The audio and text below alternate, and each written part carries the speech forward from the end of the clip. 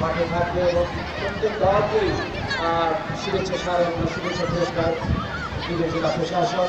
এবার দ্রুতভাবে বলতে যাচ্ছি সব শিক্ষা প্রতিষ্ঠান থেকে শিক্ষক এসছেন। প্রথম তৃতীয় তারা তো পুরস্কার পাবেন, পাশাপাশি সকলে যারা অংশগ্রহণ করেছে আজকে কুচকাওয়াজ অনুষ্ঠান পাশাপাশি ডিসপ্লেতে সকলকে পুরস্কৃত করবে জেলা প্রশাসন। এভাবে পুলিশ লাইন প্রাথমিক বিদ্যালয়।